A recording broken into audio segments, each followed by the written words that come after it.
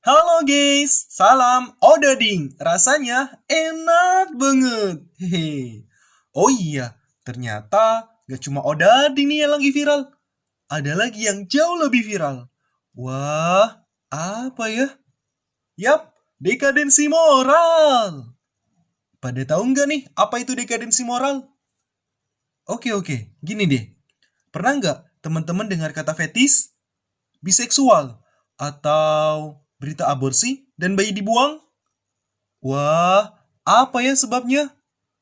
Oke nih, Mimin bakal kasih tahu sebabnya. Jangan kemana-mana ya, karena ini bahasanya asik banget. Sebab paling utama itu bisa terjadi adalah karena pergaulan bebas loh. Tunggu Min, kita kan anak pondok, so pasti terjaga Min. Eits, anak pondok aja bisa jadi korban dekadensi moral loh. Ini buktinya. Dilansir dari koran banjar.net, diduga mau mesum sebanyak 7 santri ponpes digerebek. Apalagi nih, menurut informasinya, mereka hendak melakukan hal yang demikian itu di siang bolong loh. Wah, jangan ditiru ya guys. Ada lagi nih, dilansir dari bogortimes.com yang mengabarkan ada 2 santriwati yang telah mengaborsi anaknya loh akibat dari hubungan haram. Wah, semoga kita tidak seperti itu ya guys. Selain itu, ternyata masih banyak loh dekadensi moral yang terjadi, bahkan di lingkungan pondok pesantren sekalipun. Nah, usut punya usut nih, ternyata adanya hal seperti itu bisa terjadi karena rasa ingin tahu yang tinggi, tanpa diimbangi dengan binaan yang benar loh. Karena sejatinya anak muda kayak kita ini cenderung untuk meniru apa yang kita lihat guys.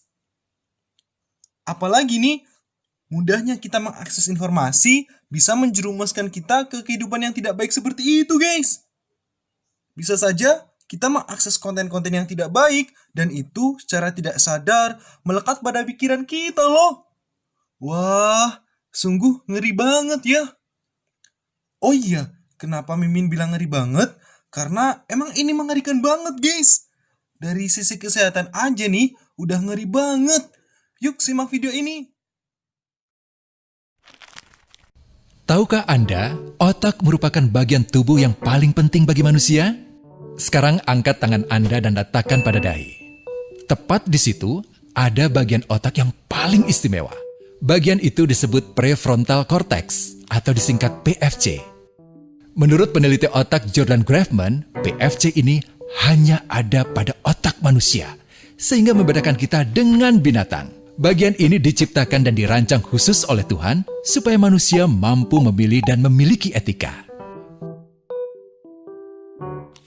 PFC berfungsi seperti pemimpin. Ia bertanggung jawab untuk berkonsentrasi, memahami benar dan salah, mengendalikan diri, menunda kepuasan, berpikir kritis, dan merencanakan masa depan. PFC adalah pusat pertimbangan dan pengambilan keputusan. PFC inilah yang membentuk kepribadian dan perilaku sosial. Sayangnya, PFC adalah bagian otak yang paling mudah mengalami kerusakan. Jika PFC rusak, maka kepribadian orang bisa berubah. Rusaknya PFC bisa disebabkan oleh benturan fisik, bisa juga oleh zat kimia, seperti narkotika, psikotropika, dan zat adiktif atau nafsa.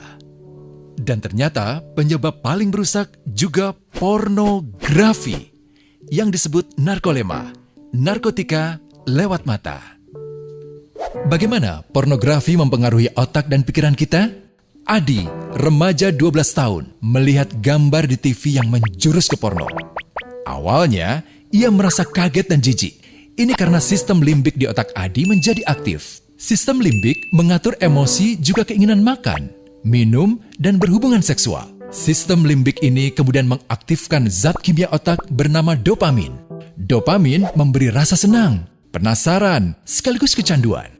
Zat ini juga aktif jika orang mengkonsumsi nafsa. Oleh karena itu, sifat candu pornografi sama dengan sifat candu nafsa. Otak akan mengingat apa yang membuat Adi senang dan bagaimana ia memperolehnya. Jika Adi mendapatkan pembinaan akhlak, etika yang baik, dan patuh pada norma sosial, dorongan melihat pornografi, meskipun menyenangkan, akan ia abaikan. Namun karena hal itu tidak ada pada diri Adi, ketika ia sedang merasa bosan dan ingin mencari kesenangan, otak akan mendorongnya agar melihat pornografi lagi. Namun lama-lama, Adi bosan melihat jenis gambar yang sama dan butuh yang lebih porno untuk memicu rasa senang. Sekarang, dengan internet, pornografi menjadi jauh lebih mudah didapat. Pertama, Adi membuka internet dan tidak sengaja melihat gambar yang menjurus ke porno. Berikutnya, ia sengaja membuka lagi untuk melihat yang lebih porno. Awalnya melihat yang sedikit terbuka, lama-lama semuanya terbuka. Awalnya melihat 1 menit, lama-lama 1 jam. Adi mengalami kecanduan pornografi.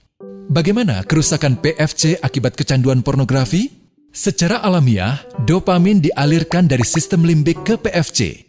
Orang yang kecanduan pornografi akan mengalirkan dopamin secara berlebihan sehingga membanjiri PFC. PFC menjadi tidak aktif karena terendam dopamin. Semakin sering PFC tidak aktif, ia akan semakin mengerut dan fungsinya terganggu. Sistem limbik justru akan berkembang semakin besar karena terus mengaktifkan dopamin, sehingga Adi cenderung untuk terus mencari kesenangan tanpa takut atas akibatnya. Jika tidak ditangani segera, Adi berpeluang besar menjadi pelanggan pornografi seumur hidup dan mengalami kerusakan otak di bagian PFC. Awalnya, ia akan kehilangan konsentrasi, penurunan kemampuan menimbang benar dan salah, serta berkurangnya kemampuan mengambil keputusan. Lama-lama, besar kemungkinan ia akan melakukan masturbasi, oral seks, hubungan seksual suka sama suka, dan mudah berganti-ganti pasangan seksual. Pernikahan dianggap tidak penting, pasangan dianggap hanya sebagai objek seksual semata, cenderung merendahkan derajat dan kehormatan lawan jenis. Selera hubungan seksualnya pun tidak sehat dan seenaknya, kasar sampai tega memperkosa. Manusia jadi tidak ada bedanya dengan binatang. Inilah dampak yang terjadi akibat kerusakan PFC. Ahli bedah otak Donald Hilton Jr. mengatakan, jika difoto menggunakan alat magnetic resonance imaging, otak yang rusak akibat pornografi memperlihatkan hasil yang sama dengan otak yang rusak karena kecelakaan.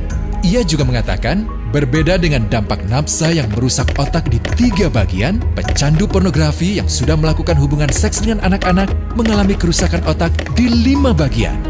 Terbukti, pornografi pada anak lebih bersifat merusak karena PFC belum matang dengan sempurna. Tapi untungnya, otak anak yang belum sempurna ini masih mudah dibentuk. Pengaruh pornografi bisa lebih mudah dihilangkan asal ada usaha untuk memulihkan dengan sabar, terutama oleh ayah ibu, keluarga, dan orang terdekat. Pelajari bagaimana mencegah dan menangani anak yang terkena pornografi. Mari lindungi generasi kita dari bencana pornografi dan kejahatan seksual.